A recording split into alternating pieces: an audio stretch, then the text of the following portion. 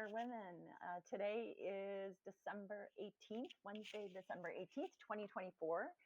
Today is event number 199, our last event of the year. So congratulations to everybody for being here, and thank you for being here for yourself to build your knowledge in XR. We have an exciting program today with Melissa and Kate. And I'd like to ask everybody to just take a quick look, make sure you're muted.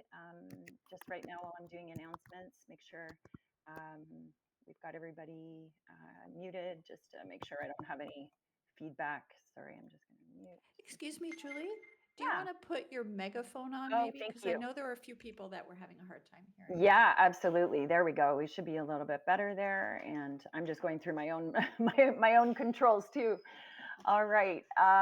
So today we're going to have Melissa Stiers and Kate Marie Carter to speak with us about empowerment through education, upskilling women in the age of AI. So super excited to have them here and to close off this year with this really important conversation that I think we're all wondering a little bit more about. So we'll get into that in a couple minutes. So let's get started with our program. First of all, I'd like to thank our sponsors and partners, especially the ones that came on board this year to support our community. We couldn't be here without these people and these companies and all the work that you do.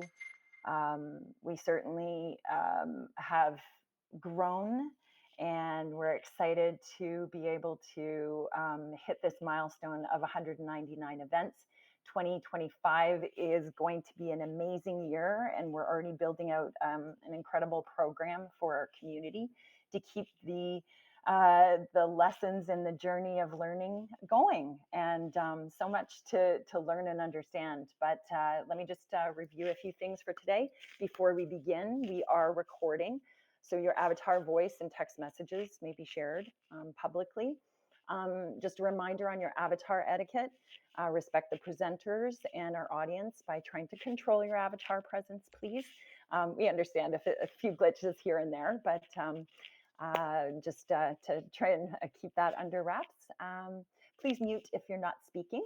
And we do have controls of if you do want to speak, you can put up your hand, or please feel free to drop, keep the chat active, and Paige is going to kind of help me monitor that today. Please respect our speakers' opinions, which don't necessarily reflect those of XR Women or our leadership. And make sure that you connect with others. That's one of the big pieces, and the mission of XR Women is to make sure that you leave not only educated, but connected as well. So the reason why we're here is to make a better future for all of us using this technology, and we're super proud to have you with us. So this was really incredible. Over the last week, we've received a huge number of people, majority in the US, but we do have some people from Brazil and Germany, Braz, Nigeria, Peru, and of course Canada, who have registered as members. And our community just keeps growing, and we're going to have some amazing statistics for you when we come back in January. January 8th is our next event.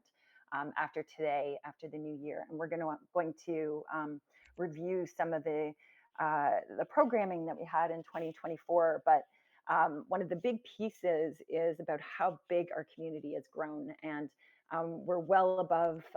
We must be close to almost 1,200 women globally, and again, we cover over 60 plus countries in our community. So we are truly, truly global.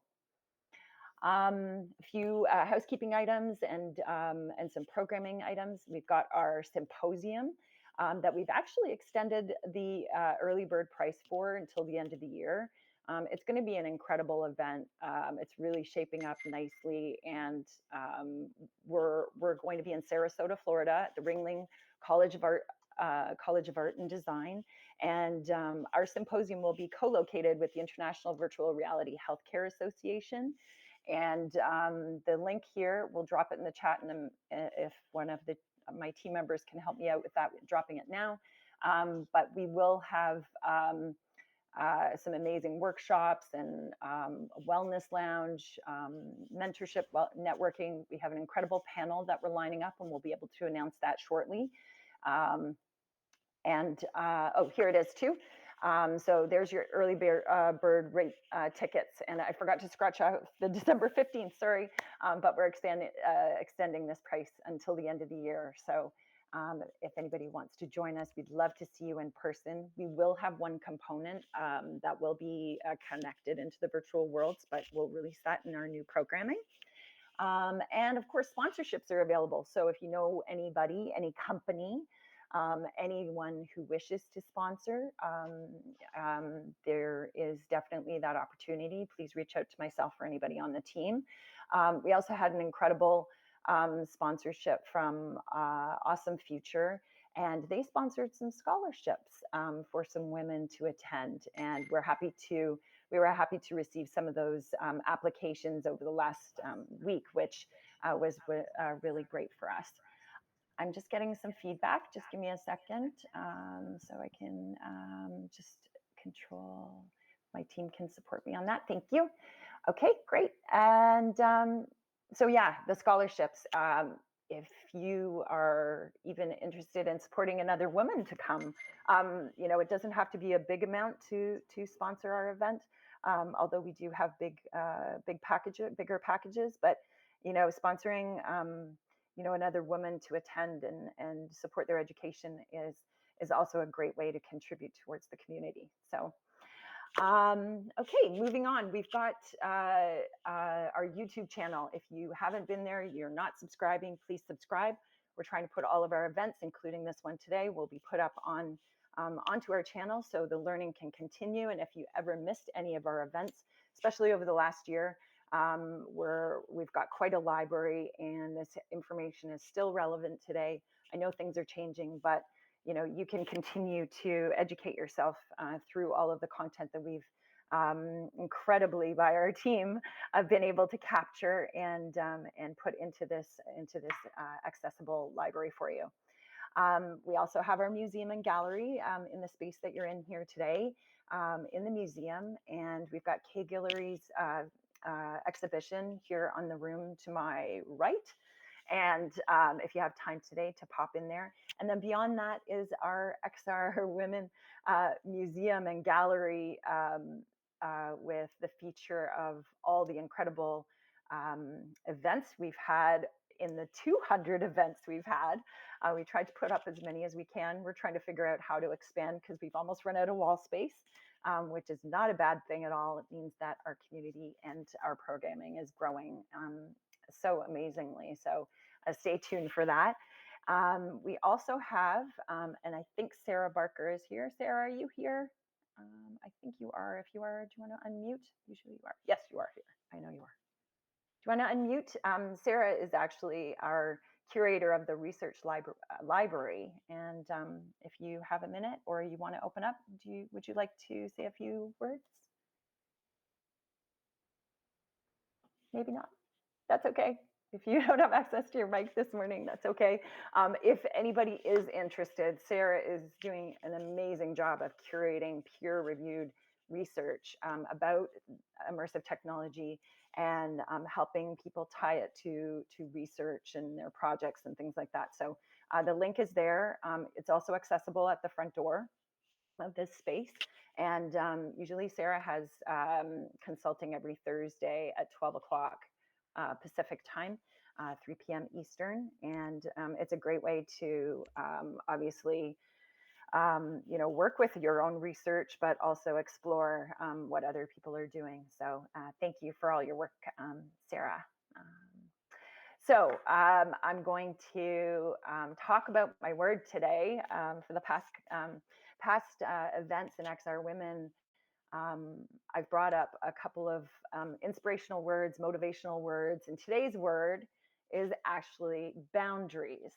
So I'm going to close off the year with a bit of talk about boundaries. And I think this is something that as we roll into a time with obviously a break for us with the holidays, some of us anyways, and we spend time with family. We kind of regroup. We get ready for the new year.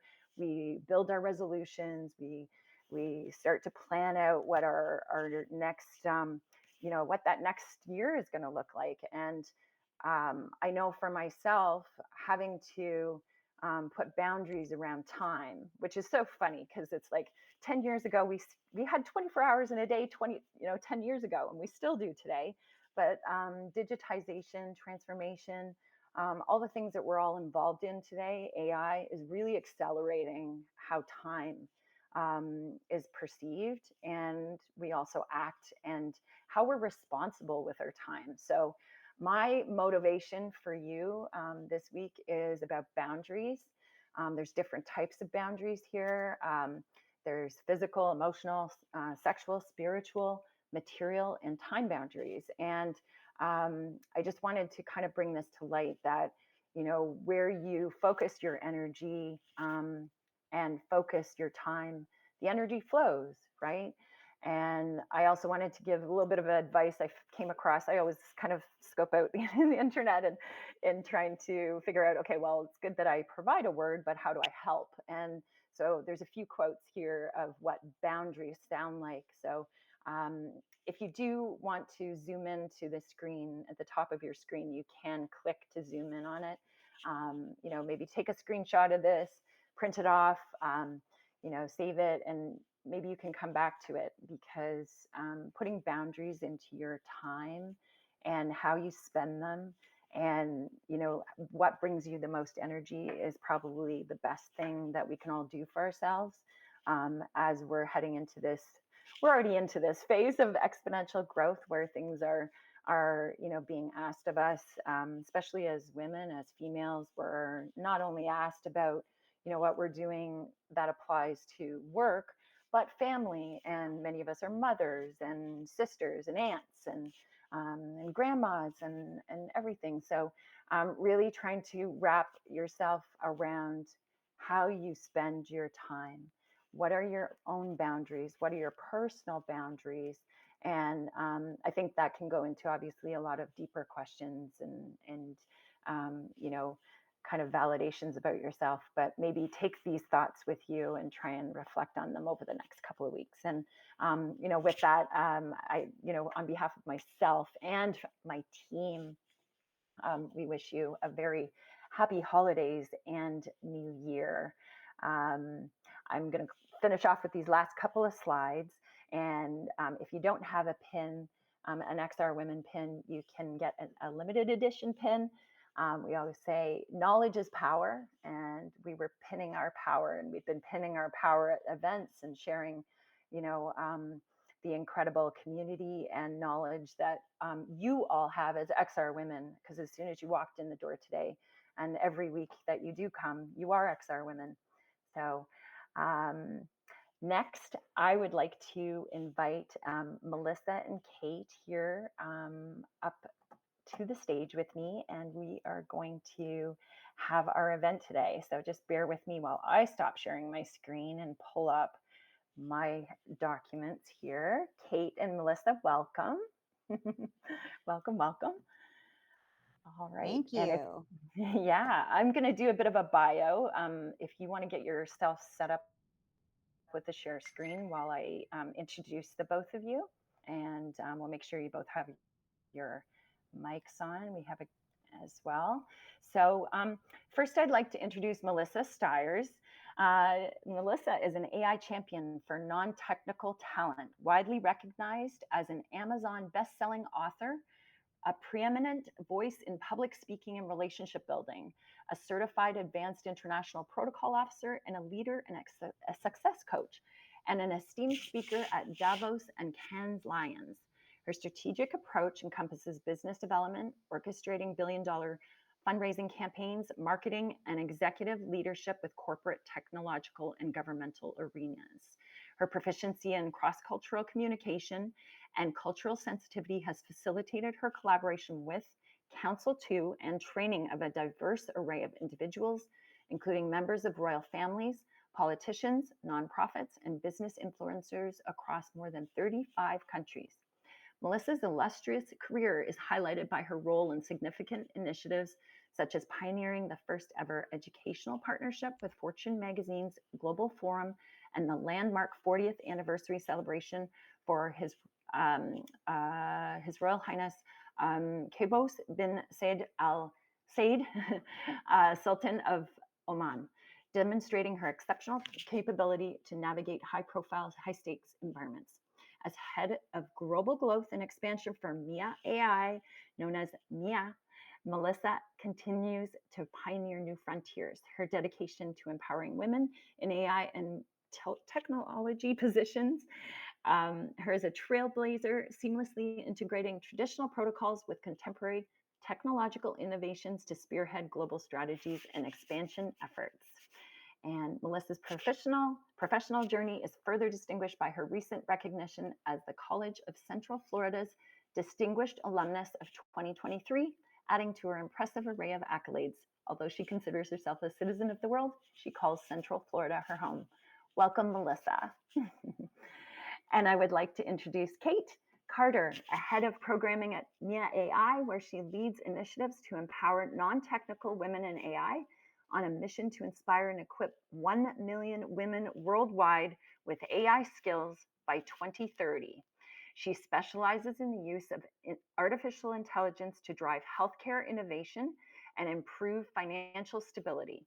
With over 6 years of experience in the healthcare sector, Kate has been a key advocate for integrating AI to create more accessible and equitable healthcare systems. Currently, Kate is a first-year Ph.D. student in artificial intelligence at Capital Technology University, focusing on ethical AI development and its application in chronic pain management and healthcare equity. As an AI 2030 Global Fellow, she collaborates with a network of global leaders to promote responsible AI practices. Kate is also on the leadership team for National Black AI Literacy Week, working to increase AI literacy and access within the Black community. Kate is passionate about advocating for marginalized groups in tech and healthcare, striving to bridge the gap between technology and underserved populations through AI-driven solutions. Kate, welcome to XR Women. Welcome, Melissa. I am going to pass the I'm going to that's amazing. Thank you so much for sharing your time with us all today. I'm going to leave the stage here and let you speak just so everybody knows the format. Today we'll do a bit of presentation and then there'll be some Q&A and we can have some open discussion. But why don't you both take it away, and thank you so much for being here. Thank you so much. Oh my gosh, I love being on stage with Kate the Great. I love what you shared just a moment ago. I cannot believe the growth that you all have had. And we are thrilled to be here today. Thrilled about your international presence and thrilled to be the last speakers of 2024. So thank you so much. Amazing. Sorry, can I just ask excited. both of you just to make sure that you have your loudspeaker on? Sorry, your megaphone. Just make sure both of you have your megaphone on when you start speaking, and then leave it on for your program. Is mine Thank you. On now? Or is this megaphone? That's megaphone. Okay. Can you hear okay? Good. Yep, I think we're all Awesome. good. Yep, thank you. Great. Well, we are just absolutely thrilled. Kate, do you want to give a shout out before we go into some of these slides? Yes, I mean, what an amazing introduction. Thank you for having us. And proceeding off of setting boundaries, it could not be more perfect for today's topic. And as we head into 2025, such an honor to be here today. I'm so excited to be with you.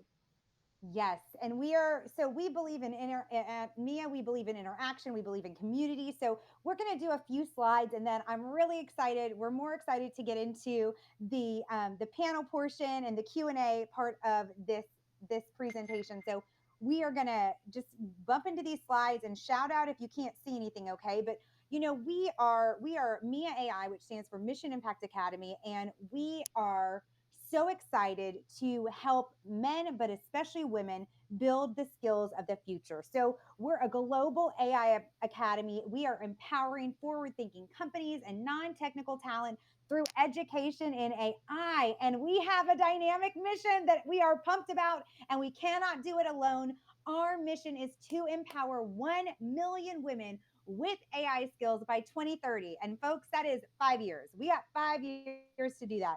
We cannot do that alone. And we believe that we can change the world, because when we empower women, when we give women the skills of the future, they not only learn AI, but they are learning leadership. They are at the forefront of the future of work. We show impact, and we believe that women really can shape the future of what AI is going to look like in this new space, in this new age.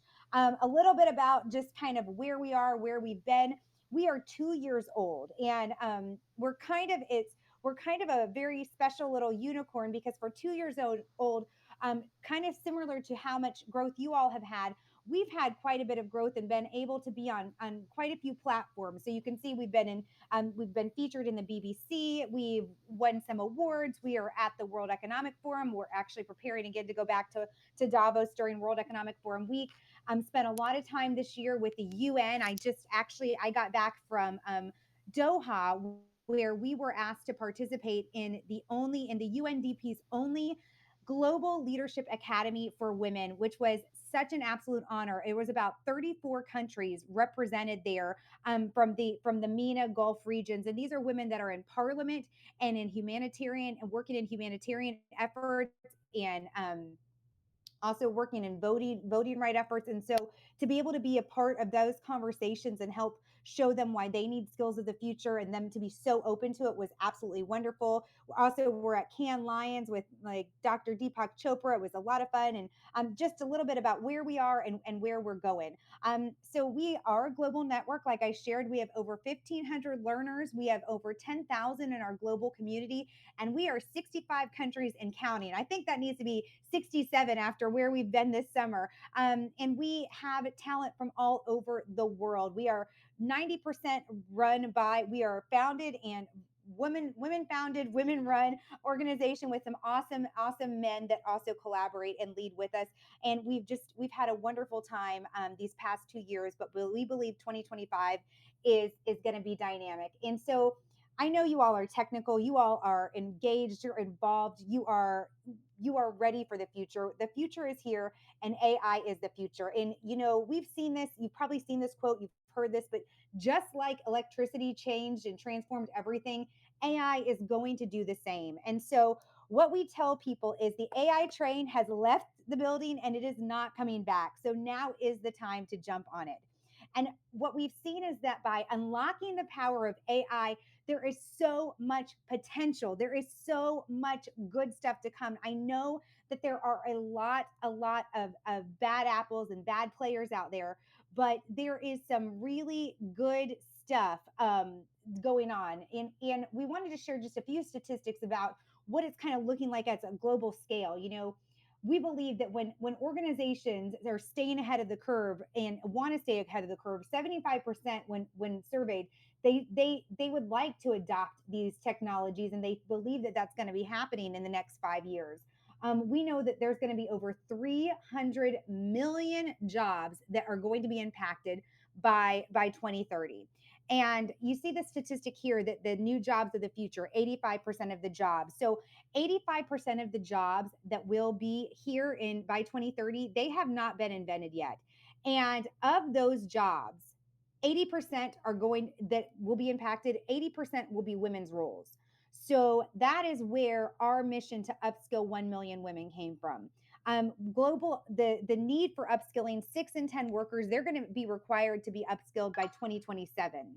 And then, of course, you see again that 80% of the jobs that are going to be created, they're going to be women's roles that will be impacted. And what we say is it's not AI that is going to take your job, but it is the people that know AI. We talk about going to see a surgeon, right? Going to go have a medical procedure done. There's surgeon number one and surgeon number two. Surgeon number one does not want to use AI. Well, guess what? He or she is probably going to be out of a job. Surgeon number two, she's going to use AI. She's going to keep practicing. She's going to have better precision. She's going to keep her job, keep her practice, and be even better at it. So that's where we kind of see AI stepping into the picture. We don't think that it's going to replace your job, but we do think that if you're not using it, someone that is using it could replace you. Once again, 65% of the skills required for jobs will change by 2030. And there's just so much happening so quickly that that's one of the reasons that Mia AI was created, and the reason we've created the way we are now. And I'll explain about what we offer in just a minute, but I want to get through all of this and what we offer. That sounds very salesy. I want to explain why we have the model we have, because it's to specifically target all these changing needs. Science and engineering and machines and all this stuff are happening, and I think there's a lot of fear. When I was with the UN, there was a lot of fear that there's going to be no place for humans. There's going to be no place for ethics. There's going to be no place for empathy, and that's actually not what we teach. We teach that the human component and the technical component are going to have to work together. So once again, will AI take over my job? It will not.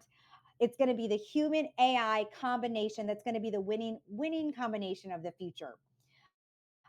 We believe that AI stands for augmented intelligence. Machines, they bring so much to the scale. They bring so much to our work, so much to what we do, but it is still the humans that bring the innovation. It is still the humans that bring the empathy. It is still the humans that understand the nuances. And over the years, that might change the more that we're talking and training AI. But we at MIA believe that we're never going to replace the human to human skills. We are never going to replace those leadership skills, the strategic way that you work around different personalities. We just did a session yesterday of the different ways that people learn and how does that work with AI. So we believe that augmented intelligence is really what AI stands for. So when you combine this amazing opportunity for technology with the skills of the future, really at the core, it's people. It's still going to be people. And that is why we have to have the right people involved in AI, learning AI, teaching AI, talking into AI, creating AI. And who are the right people? The right people are all of us. They are everywhere. They are super diverse. They are all over the globe. They are indigenous dialects. They are from sunny Florida like me. They are from cold Alaska. They are from the Nigeria. There are Nigerian entrepreneur sisters. They are over in Finland creating and changing things. They are all over the world. But I hope and I pray that so many of them are women. Because what we don't want is I always go back to this, and this is it's a trigger word for me, is the BMI. I don't know if people are familiar with BMI, that weight measuring metric that was created years ago that by, like, I think it was German 6 foot tall white males. And that's how we've all been measured with our weight over the years. And if you're a pound over it or it doesn't add up, we are no longer, we don't have a good BMI. Well, that's kind of how I like to talk about AI. With AI, if we are not training AI, if we, people that look like you, speak like you, talk like you, diverse in culture, diverse in what you like, diverse in the way that you see the world, if you're not feeding into AI and learning AI and training it, then we're going to be stuck with BMI. And I don't want that. So I like to just share that a little bit. Obviously AI, many of us know about these amazing productivity tools, the chat box and the video creations. And I don't know if you saw, but ChatGPT, just if you have the Pro, just came out with a really cool video element that you can even pull up on your phone. Kate can share a little bit more about that. There's so many cool productivity hacks that have the hard skills that are going to really propel your career, propel your personal life. This is just a daunting, horrifying snapshot of I think, Kate, maybe like an eighth of like a 12th of like all the tools that are out there. The landscape you can't even keep up. You can't keep up. It's nuts. Keep up. Yeah.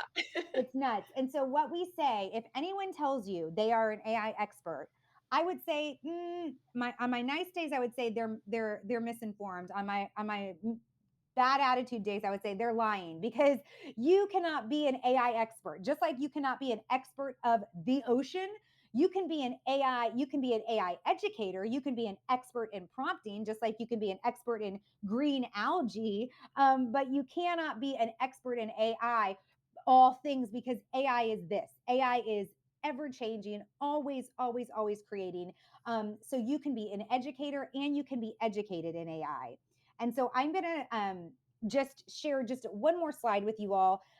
We believe the skills of the future, and what we do at Mia is we have an online learning. We're an online learning platform.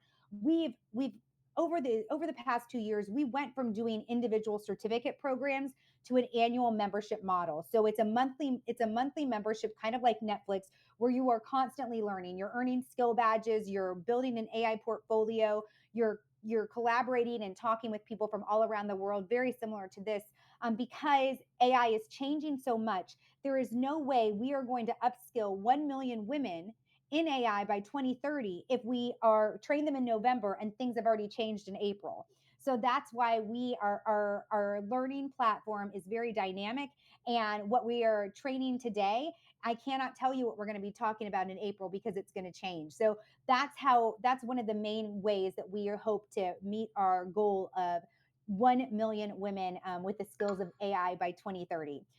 We also believe that it's not just the hard skills that matter, but it is mindset that matters. It's creative thinking, it's critical problem solving, it's empathy, it's building trust. And then, of course, kind of what we're doing today, networking, collaboration, teamwork, all of that good stuff. That is what is really, really the dynamic combo that we at Mia provide, and kind of where we see AI going. We're not afraid of AI. We believe that it is a friend, that it is a partner, and that when utilized the right way, it can change your life.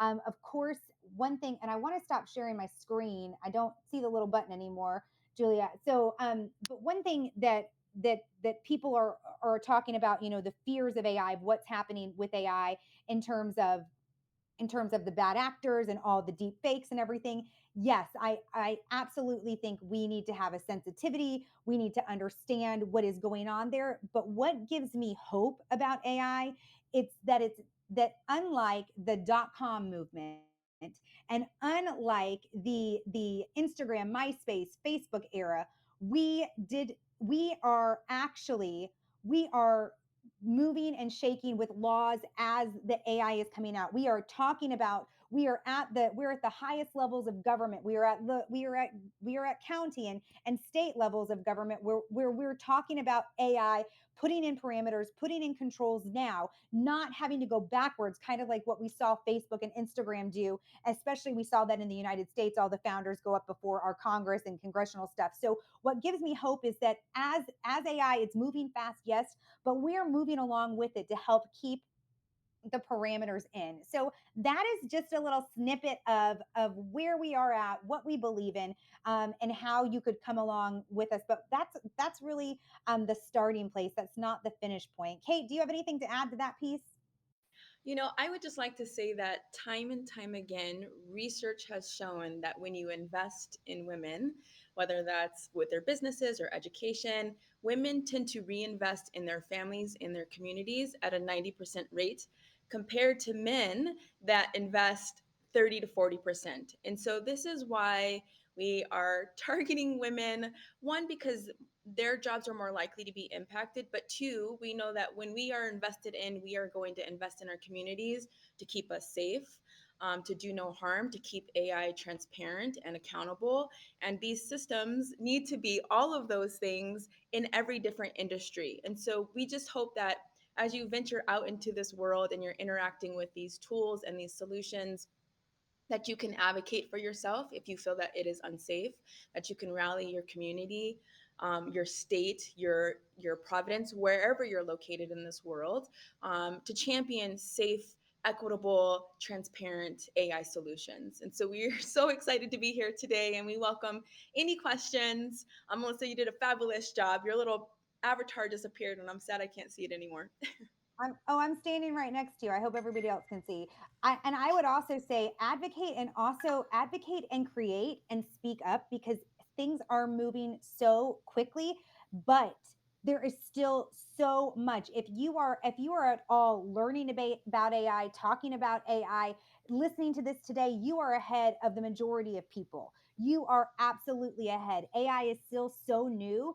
So the more that you can become involved now, the better it is. I read a statistic a couple weeks ago in the New York Times, and it really bummed me out. It said women in the workforce are 27% less likely to be using AI than men. And the problem with that, to me is that women's jobs benefit from AI more. So once again, get involved, utilize these tools, and don't be afraid to ask questions. Don't be afraid to make mistakes. Don't be afraid to put your foot in this water, because like I said earlier, the train has left. AI is here to stay. I've got the light bulb on in this office space. I could turn it off and use a candle if I wanted, but everybody else in this building is using a light bulb. So eventually AI will be here for everyone. So now is the time. We believe right now is the time for you to be involved in AI. And I have a personal goal. Mia AI has a goal of upskilling 1 million women by 2030, but I would love to see 80% of all chief AI officers as women in the coming years. Like, wouldn't that be so great? Wouldn't it be fantastic to have 80% of all chief AI officers women?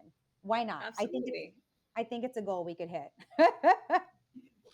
um, but I think we're going to move over to the panel portion and then Q&A, and we can keep it as fluid and loose and however you all want to tackle this. That sounds great. Thank you. Thank you so much. I love this energy. I'm sure I think everybody else does.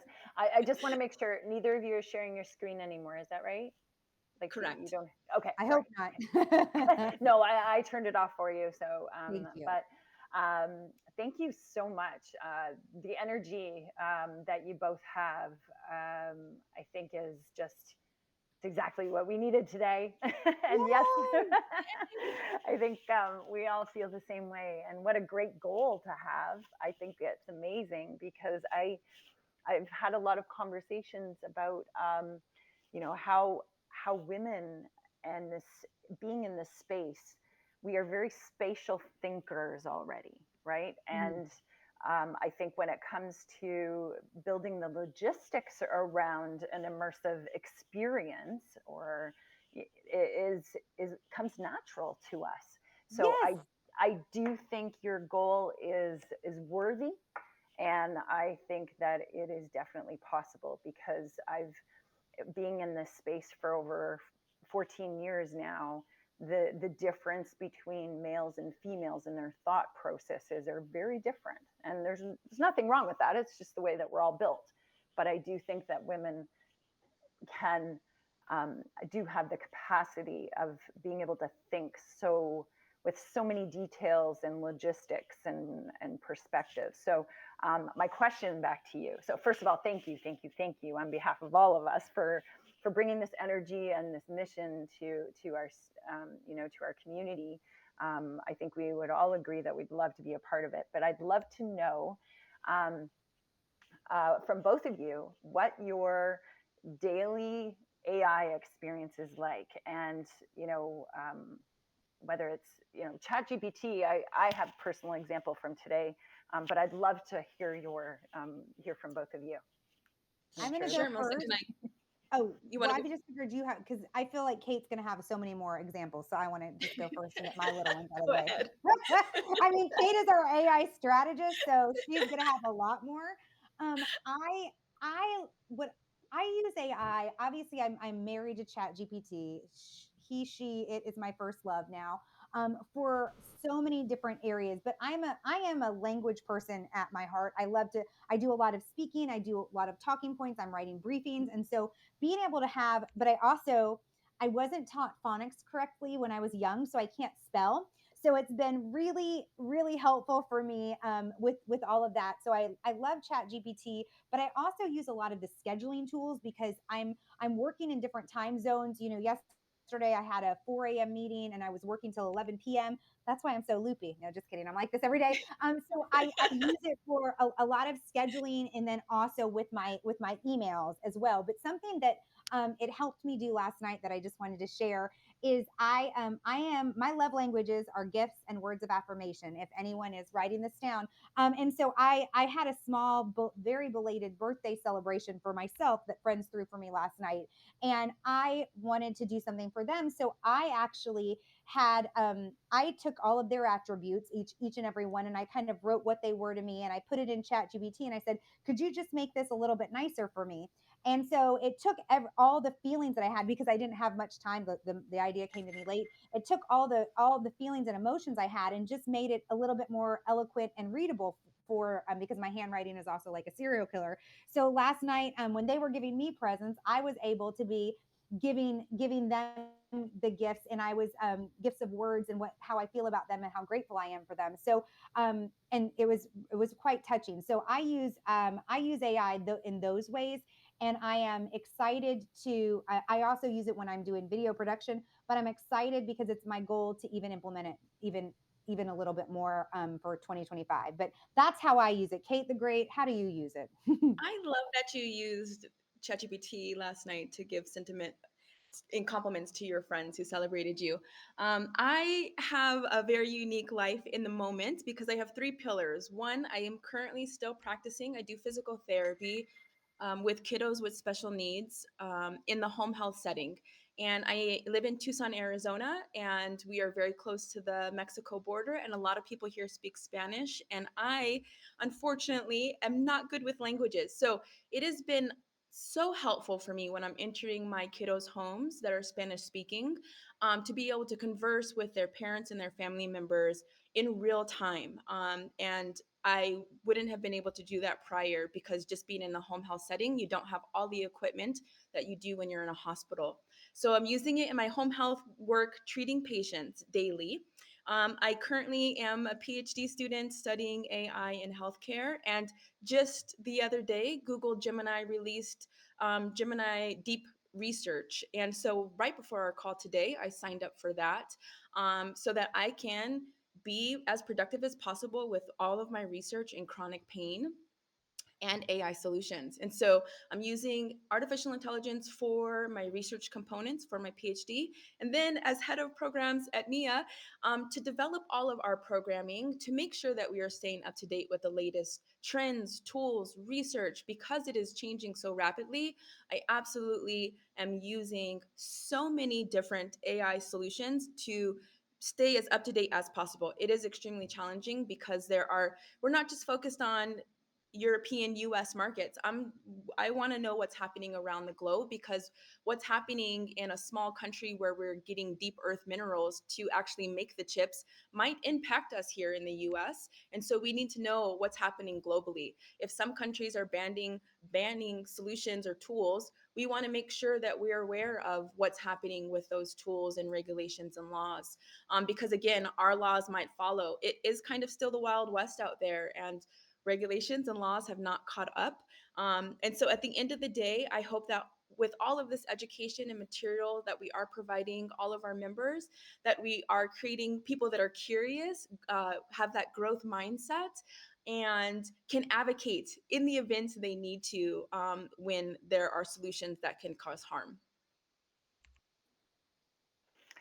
That's amazing. If Ashley is still here, I know she has a I'm still question here. right before. Okay, go, go, go, go. I know you have to go. Thank you.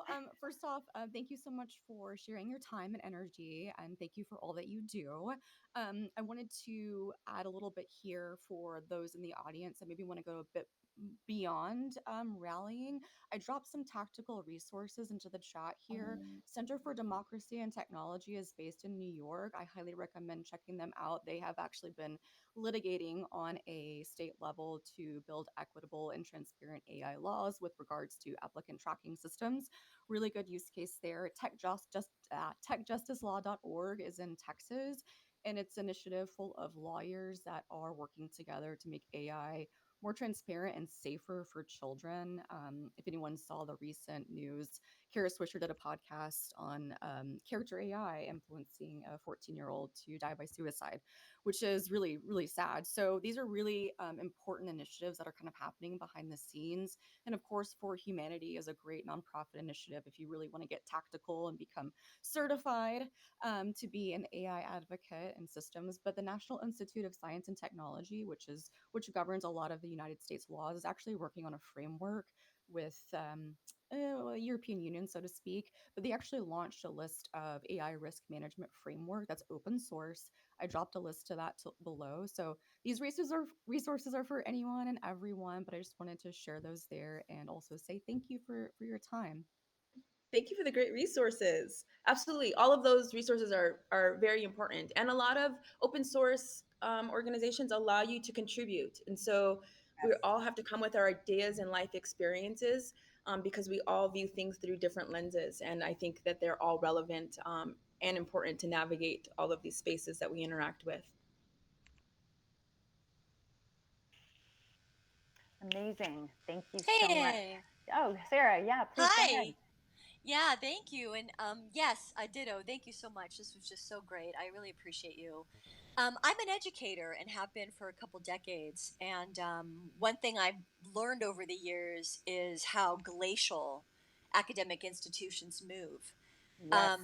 Yes, right. I'm sure there's I probably come people from a higher nodding ed as we speak. background. Yeah, Preach. right. Yeah, right. Exactly. Oh, I will. Don't get me started. I'm excited about it. But in all seriousness, though, I appreciate your wisdom on this. How would you leverage, recommend, whatever, having this conversation on academic campuses? And I come from the community college specifically background. Thanks so much. Yeah, This is great question. And we have quite a few different universities members within our program, and every university is doing something a little bit differently. I think it is, as this technology is here to stay, as Melissa mentioned earlier when she was speaking.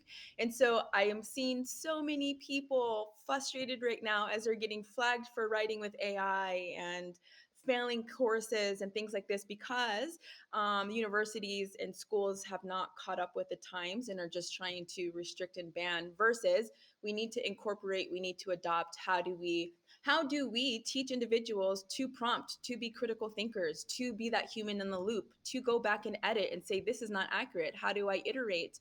How do I acknowledge that there are hallucinations? But we all have problems, like when we're out and doing our own work, just like humans do. And so I think it's vital that organizations, educational organizations, are adopting this technology with a way that they can teach their students to use it yes, appropriately, effectively, and enhance their work, not to just yes, replace it, because it is going to hallucinate. And students, yes, they're going to take the easy way out. But if you're not telling them, hey, do you know what a hallucination is? Have you used your token allocations? Do you know what the computational power is of this model? Or there's so many things and elements that you can go and enhance a student's ability to produce even better work, because they yes, will be using these skills within their workforce. And so I think it's vital that we are incorporating it versus just banning. There is a school in the UK, I believe, starting 2025, 100% AI teachers, and it's a private school. And so there are institutions already moving in that direction, where your entire curriculum and education will be controlled and monitored and created by artificial intelligence. And hopefully there's a human in the back end making sure that the education is appropriate and on par. So yeah, I I, think that it needs to be Thank you. incorporated.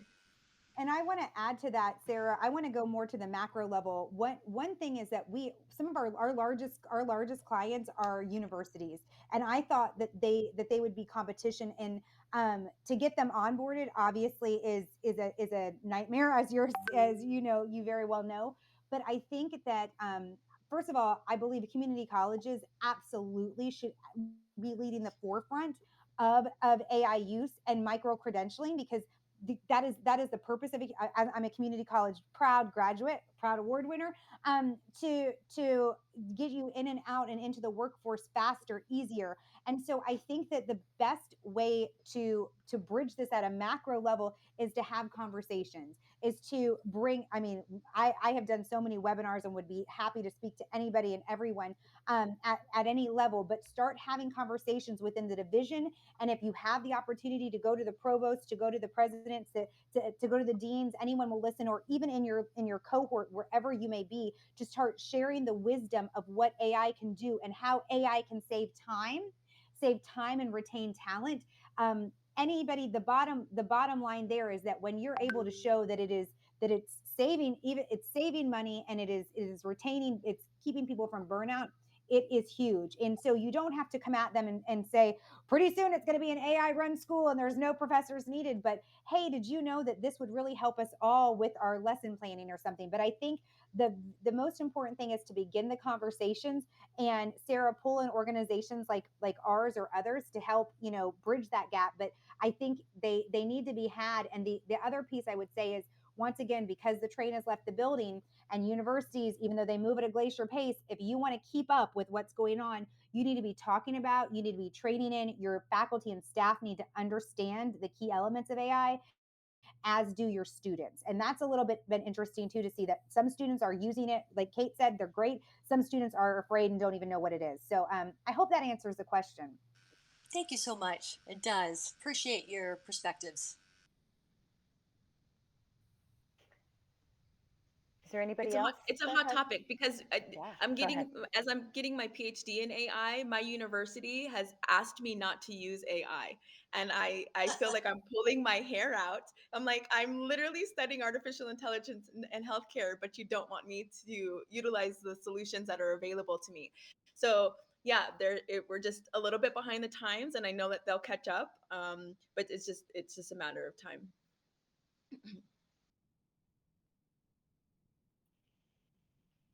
Do we have any other questions out there? I do have some, but if there's anybody else from the audience, would like to offer first. I have a question, Julie. It's Caroline. Um, really appreciate the perspectives here. My question is around whether or not are you, does your, does your practice encompass climate and other implications of large language models and the usage of those and decision making around those? I would love to show off right now. We won an amazing award from sustainablet.org for social impact. So we are very aware of what's going on with climate change, and what and how, yes, AI can be a blessing, but also a burden. And so we are working on. I don't think we have a social responsibility skill badge yet, Kate, but we are. But I believe one will be in the process. We absolutely do talk about this, and when needed, we train on this. And Sustainable IT is one of our clients and partners, because to your point, this is really a big deal. It's not just turning, like, it's more than what it appears to be. So that's a great question, Kate. You're welcome to elaborate on it.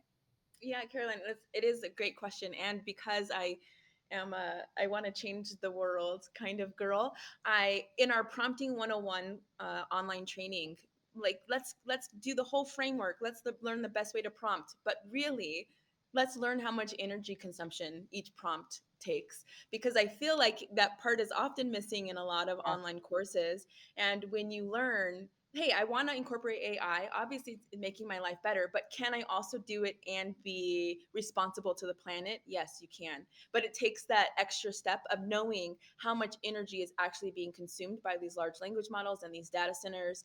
And so if this whole world is saying let's shift to AI, we're shifting to AI, we also obviously we're seeing the weather patterns change around the planet. And it would be naive of us not to do our part as we're educating women to also include that element. That's we also have to be respectful and responsible to this planet. And so yes, I want you to learn to prompt, but let's prompt efficiently. Let's save token allocation. And what that really means is we're also saving energy. And let's look at this in terms of households and light bulbs and how much it actually takes, because it's a massive amount of energy that we are demanding now, and that is going to continue to grow even as the technology is getting better. It's going to continue to expand, and so it is so important to me that our members walk away with, hey, I can be an advocate, hey, I'm being responsible for the planet, or hey, I now can start a new business and support my family, or get a new job, and climb that career ladder. So yes, absolutely.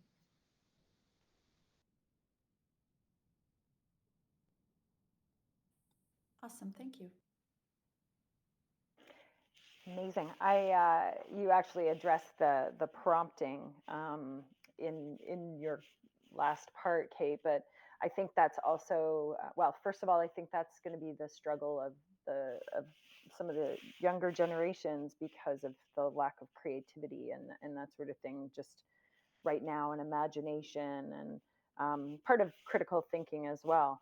But do you have any tools? And I saw the chat, like maybe another session about prompting itself, because I just think that that's the core of how we're going to engage with AI, right? And like what kind of simplified steps or ways to ask, and maybe those tools would come out in some of your resources.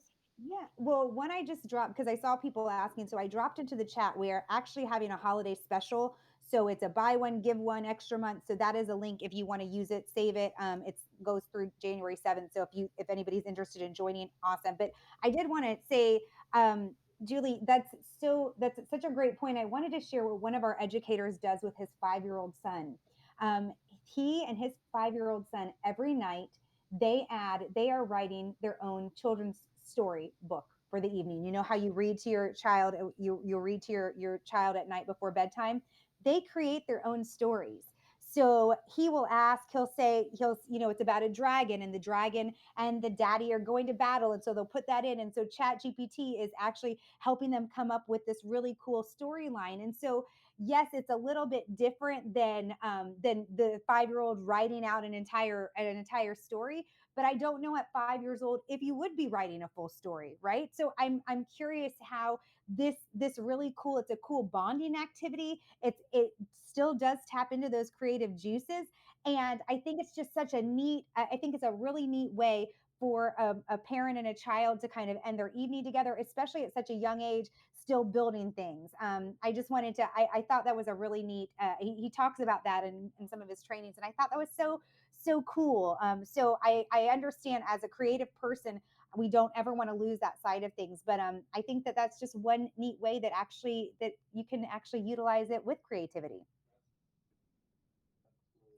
Yeah, no, that's a really neat way, and I think because I've been thinking a lot about how how are we going to teach the younger generations to be able to prompt, but also not to lack in that creativity. But in my experience, I'm experiencing that the original prompt can prompt more creativity, right? Yes. Uh, and I think Yes. that's the That's why women key. are so good at it. Yes. That's Yeah, why women are better. We are sorry, but We're better. AI is made for us. better. We're better. It's not the coding brain. It's the Yeah. communicative brain. So once again, don't be afraid of AI. Yeah, exactly. And I want to share an experience just with the group quickly, because this happened to me this morning. I had 3 emails of somebody who he actually elaborated quite a bit in the emails. So there was a lot of information, and I uploaded those 3 emails into Chat GPT into their new project section, where you can create a project and upload files to it. So I actually started a brand new project. I uploaded these 3 files to it, and then I have to write a project brief.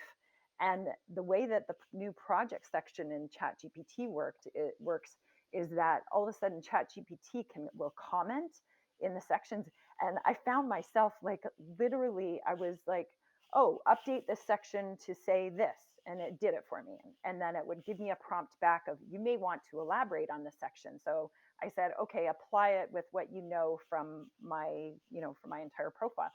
And like within half an hour, I had a very, very complicated project brief all ready to send to this client. So there's a Julie, perfect example of efficiency in my life that yes. once upon a time ago, that would have taken me, I would have said, okay, I'll get back to you next week. and I'm going to be able to send this to by end of day today. That was my question to you, is how much time did that save you? Because that Huge. I've heard that story before. A SWOT analysis was due and it saved about a week's worth of time. I love that. That gets me so pumped. I'm like, how much time did it save you? Heck yeah. Yeah, you have to try that. So if you take a couple of pieces of communication and then apply it and say, I need to write a project brief for it and a follow-up for my team. And it gave me 2 documents that, like, my head's still spinning from that this morning, but it applies so much to what you've been talking about and the efficiencies of what we're going to be able to do. Yeah, I'm absolutely. so proud of you. And as we move into 2025, we're shifting towards agents. So I'm sure, Julie, soon you will have a few agents running on your laptop that is handling all of that for you. Right. Yeah. It's kind of mind blowing, and I think that the sooner you can wrap your head around the whole capacity around it and what you're able to do with it, you're just on this highway of information that's feeding you, and as long as you know how to manage it, right, and put the guardrails and stuff like that. But yeah, it's pretty wild. That's all I have to say. Wow. Do we have any other questions or comments from the group?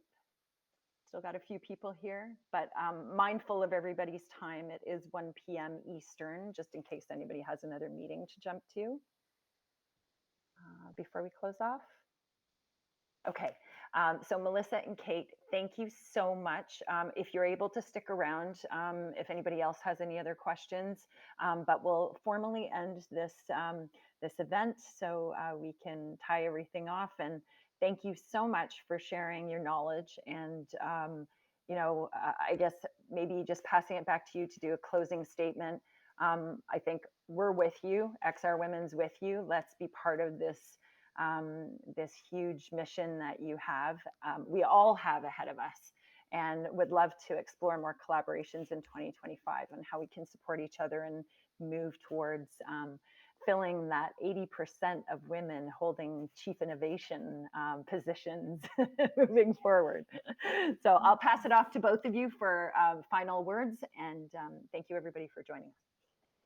Thank you so much. Sorry, Kate, go ahead. Yeah, I was just going to say thank you so much for having us and allowing us to share the stage. And we loved the questions, and just stay curious, have that growth mindset. I will say that working in physical therapy, humans often don't like change. We are very resistant to change, but this change is coming, and it is happening all around you. And so the more that you open your heart and embrace it and have a curiosity mindset, the better we will all be. I love that. And I'm so thankful that for you guys opening your platform and letting us end the year with you, the holiday season opening up. I would also, so stay curious, yes, but collaboration is the key, Julia. You nailed it. We are not going to get anywhere in silos. We are not going to get there, everybody just doing their own thing. Let's come together and collaborate. It's really, really powerful when women have each other's back, when women are talking about each other when they're not in the room and saying, put them here, have them speak there, put them in that chief AI officer position. So stay curious and stay collaborative. And thank you so much. We were so honored to be here. Thank you. Amazing. Thank you everybody for joining. Thanks today. everybody. Thank Have a great you. afternoon. Thank you Great so job. much. Appreciate it.